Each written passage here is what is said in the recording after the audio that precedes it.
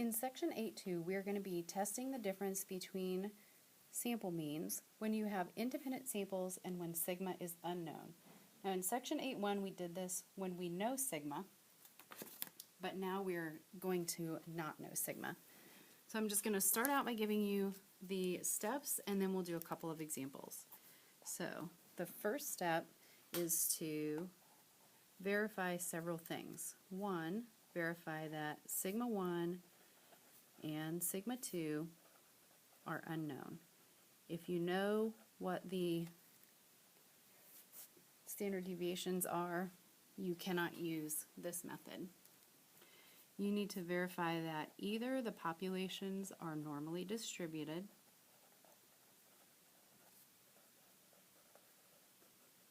or the sample sizes are bigger than 30.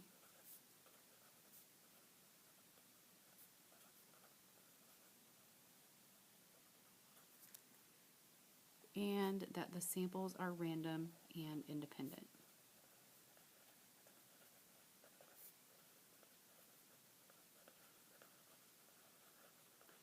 If your samples are dependent, then you're going to have to use a different test that we'll get to in the next section. Step 2, state H sub O and H sub A, and make sure you identify which is the claim.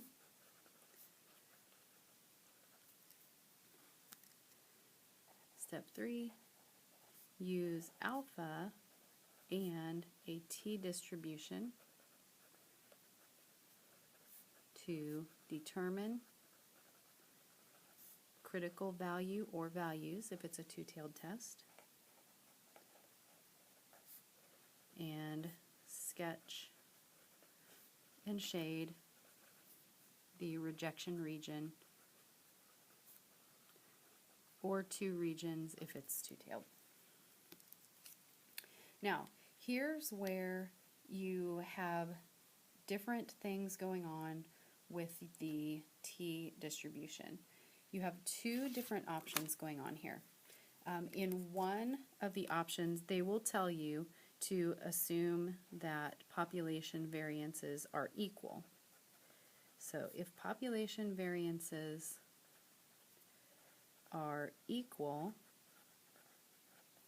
then you're going to use, for your degrees of freedom, is going to be equal to n sub 1 plus n sub 2 minus 2. So you add your two sample sizes and then subtract 2. If it tells you that population variances are not equal,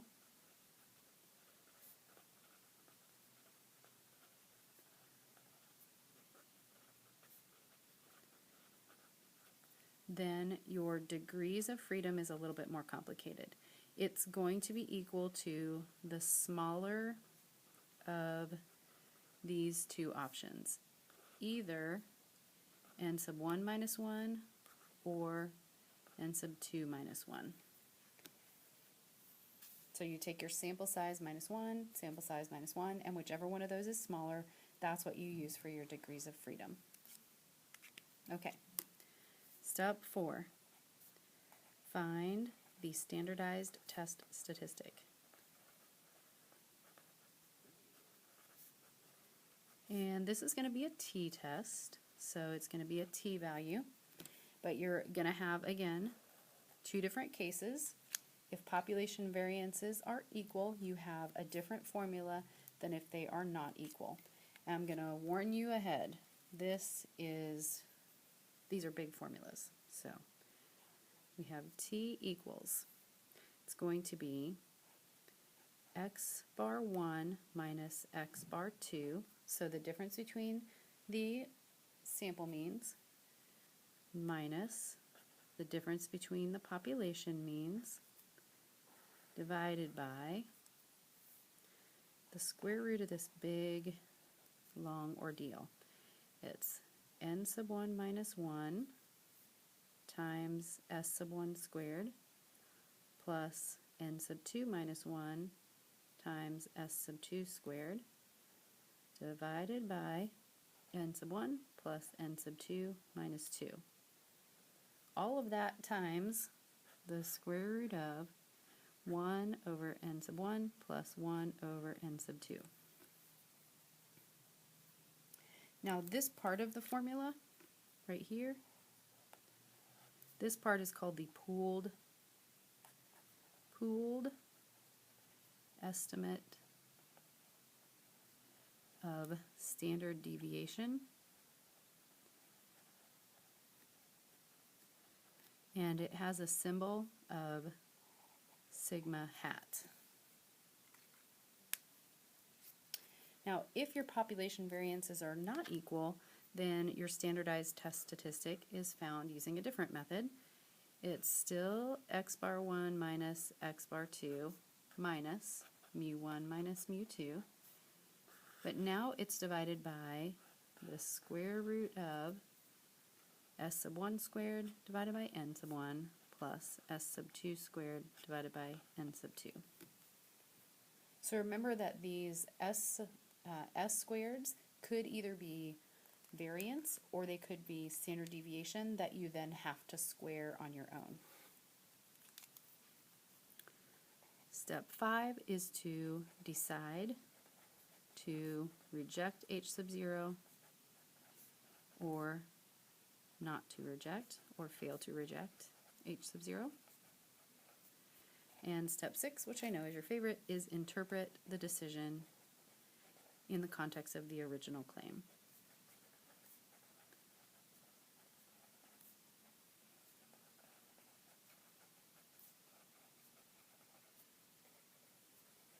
And that's using that little table that we used way back in chapter 7. I think I have that here. That little guy. Remember that box? Okay, so we're going to do a couple of examples. And I'm leaving the instructions on this paper because the instructions are the same for the two examples that we're going to do, although obviously the work will be slightly different. I'm going to try and fit this all onto one page, so wish me luck. So what we're doing is testing the difference between two means. It tells us to identify the claim. This basically, all these instructions just tells us to use all the steps that I just gave you on the previous page. They're just broken into parts A through E. It does tell you here to assume the samples are random and independent and populations are normally distributed. So let's dive in.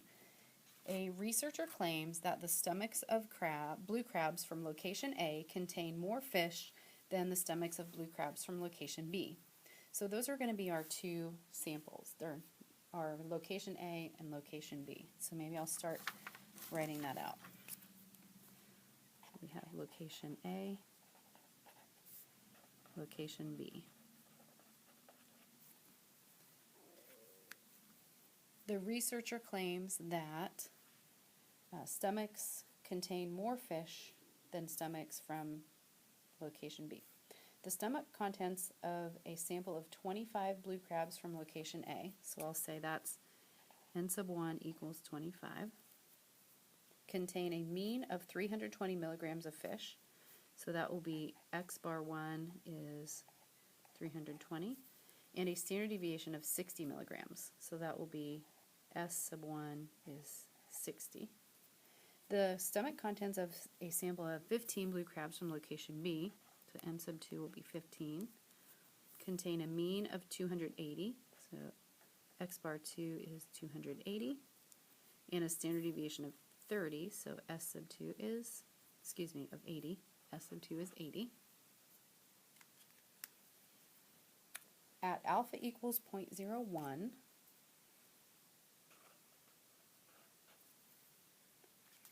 can you support the researcher's claim? Okay, so let's get on to h sub 0 and h sub a. The claim is that the stomachs of blue crabs from location A contain more than the stomachs of blue crab from location B. So our claim is going to be about the mean from sample 1 compared to the mean from sample 2, population 1 and population 2. So we're talking about mu sub 1 and mu sub 2. And the claim is that mu sub 1 is more than mu sub 2. So that has to be our h sub a. That's our claim, because our h sub 0 has to have an equal to in it, so that's going to be less than or equal to.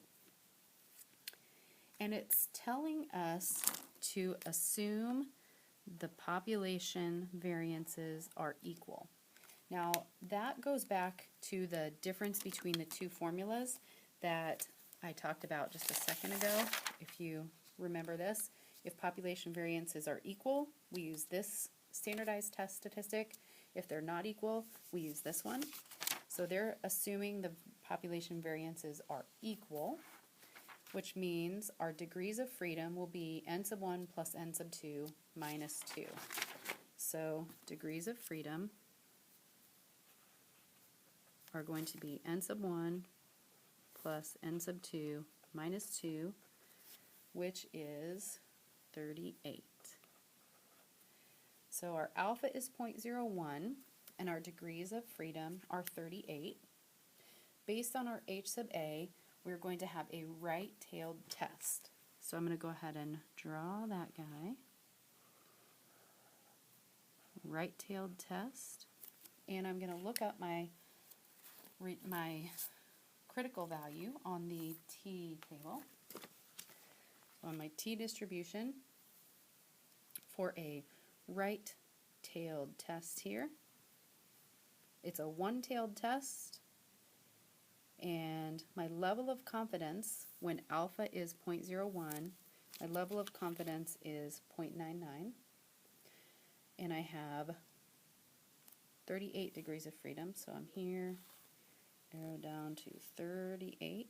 Here I have 38 degrees of freedom, so my critical value would be, oops, I need one tail. One tail test, 0.01 for alpha. I was in the wrong column.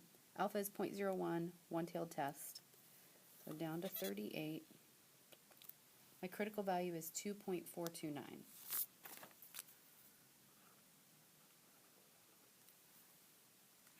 And then I need to find my standardized test statistic. So that's that complicated formula. That's this guy here. Since population variances were equal, I'm using this formula. So I need x bar 1 minus x bar 2. Remember that we always assume that this value is 0. So remember that this equals 0, and on this side that also equals 0. So x bar 1 minus x bar 2. So t equals x bar 1, 320, minus x bar 2, 280, and then minus 0, divided by this giant square root thing. So it's the square root of n sub 1 minus 1 times s sub 1 squared. So square root of n sub 1 minus 1, so that's 24, times s sub 1 squared, so that's 60 squared, plus the same thing for the second, plus n sub 2 minus 1, 14, s sub 2 squared, 80 squared, divided by n sub 1 plus n sub 2 minus 2. That's our degrees of freedom that we used, so that's going to be divided by 38 times the square root of 1 over n sub 1 plus 1 over n sub 2. So 1 over 25 plus 1 over 15. Now honestly, the trickiest part about doing these tests is getting this number correct in your calculator. So I'm just going to do this piece at a time. So 320 minus 280 gives me 40 divided by square root of 24 times 60 squared plus 14 times 80 squared is a big number, 176,000 divided by 38 times the square root of 1/25 plus 1/15 is 8/75. So I'm going to very carefully take the square root of 176,000 divided by 38 times the square root of 8 divided by 75, and then I'm going to do 40 divided by that number. So my standardized test statistic is 1.7996. And when I put that on my picture over here, it is not in the shaded region, so I fail to reject H sub 0. And since my claim was H sub A and I fail to reject H sub 0, claim is H sub A, do not reject H sub 0, I'm using this sentence right here. There's not enough evidence to support the claim, so I would need to say at the 1% level of significance,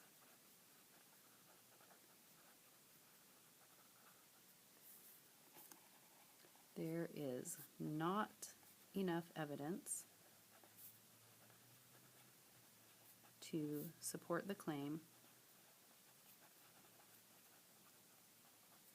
that the stomachs of the blue crabs from location A contain more fish than the stomachs of the blue crabs from location B.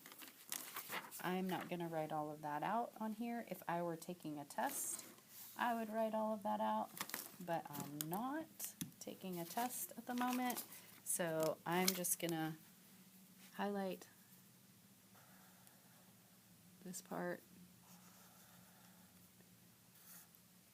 and that's what would go in there. So I just highlighted that information, and I'm calling that good. Okay. We'll do one more example here.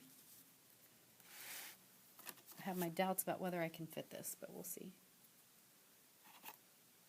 A personnel director from Hawaii claims that the mean household income is the same in Kauai County and Maui County. In Kauai County, a sample of 18 residents has a mean household income of $56,900 and a standard deviation of $12,100.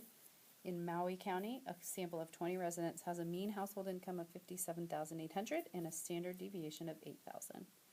At alpha equals 0.1, can you reject the personnel director's claim? Assume population variances are not equal. So we're going to go through all of our steps again. We have two different locations. So we're going to list out, just like we did on the last part, except for now we have Kauai and Maui. And I'm going to call Kauai my first location. So in Kauai County, we have a sample of 18 residents, so N sub 1 is 18. They have a mean household income of that, so X sub 1 bar is 56,900. And standard deviation, S1, is 12,100. In Maui, a sample of 20 residents has a mean, so X bar 2, mean is 57,800, and S2, standard deviation of 8,000. Now we know that alpha is 0.10, and we have to decide which degrees of freedom to use. So they tell us, assume population variances are not equal. Go back to our instructions here. If population variances are not equal, our degrees of freedom is the smaller of these, N1 minus 1 or N2 minus 1. So, and 1 minus 1 is 17, and 2 minus 1 is 19. So our degrees of freedom will be 18 minus 1, so 17, as opposed to 20 minus 1, which is 19. So we don't use that one, we use the smaller of those two. So let's get our h sub 0 and h sub a. A personnel director from Hawaii claims that the mean household income is the same in Kauai and Maui. So they're claiming that mu sub 1 is equal to mu sub 2. So mu sub 1 equals mu sub 2. That's our claim, which means h sub a is that they are not equal. And that's going to give us a two-tailed test.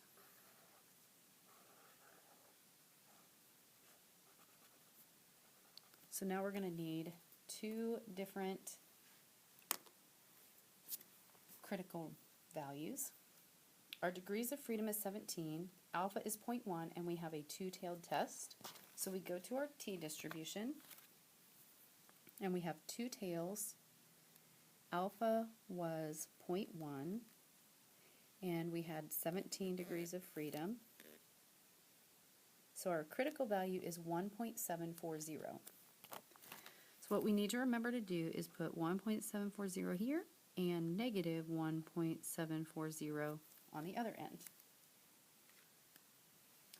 And then we're going to get our critical value, our standardized test statistic. And we're going to use the formula for assume population variances are not equal. So that's the shorter one, which is nice. So we've got to do t equals x bar 1 minus x bar 2, and then minus 0. So t equals x bar 1, 56,900, minus x bar 2, 57,800, minus 0, divided by, this time we have a smaller square root of s sub 1 squared over n sub 1 plus s sub 2 squared over n sub 2. So square root of s sub 1, 12,100 squared, divided by n sub 1, 18, plus s sub 2 squared, 8,000 squared, divided by n sub 2, 20. Again, be really careful in your calculator. So we got 56,900 minus 57,800. So negative 900 divided by square root of, gosh, this is going to be a big number, 12,100 squared divided by 18 plus 8,000 squared divided by 20. Yikes. I don't think we're going to make that into a fraction. So divided by 11333,888.89. So we'll just do negative 900 divided by the square root of that. So we get negative 0.267. So we put that on our rejection diagram here, negative 0.267.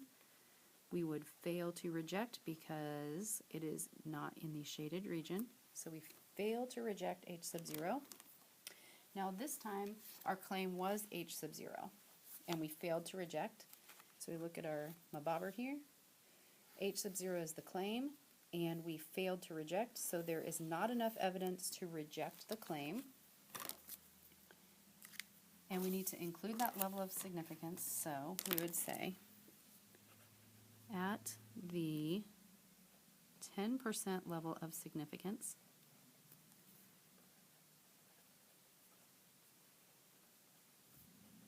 there is not enough evidence